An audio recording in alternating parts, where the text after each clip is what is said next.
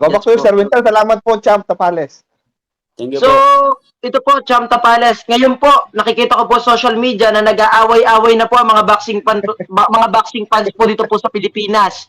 Dahil po pinagkukumpara po kayo ni John Real Casimero. By the way, Cham Tapales, alam naman po natin na ikaw po, nandiyan na po yung monster sa harap mo, malapit na po kayo magtuos. And John Real Casimero, naghahanap pa rin po siya ng pagkakataon na makalaban po yung mananalo po sa inyong dalawa ni Naoya Inoue.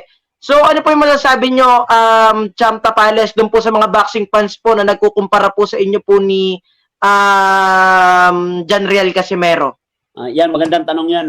Gusto ko lang din sanang linawin. Gusto ko lang din sanang linawin sa mga boxing fans o boxing ano ba yan, community or ano ba yan, hindi ko maintindihan dyan sa atin sa Pilipinas na kinukumpara kami. Dalawa kami Pilipino, nakikipag-compete kami sa kahit sa lugar, iba't kami pa yung pinaglalaban. Tsaka gusto ko lang linawin, hindi po ako naninira kay John Real Casimero at hindi po ako dapat manira at hindi ako, lalong-lalo na sa isang boksingero na may napatunayan na sa larangan ng isang, sa boxing. Siguro, yun yung ginagawa nila. Ewan ko lang kung ano yung gusto nilang palabasin. Basta ako, wala akong pakialam sa kanila.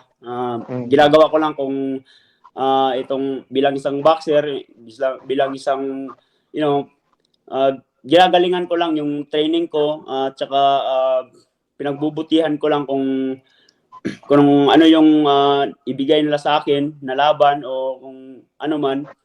Siyempre po, chance po yan sa aking para sa aking career na ma-prove ko po yung sarili ko na karapat dapat po ako na magiging isang champion.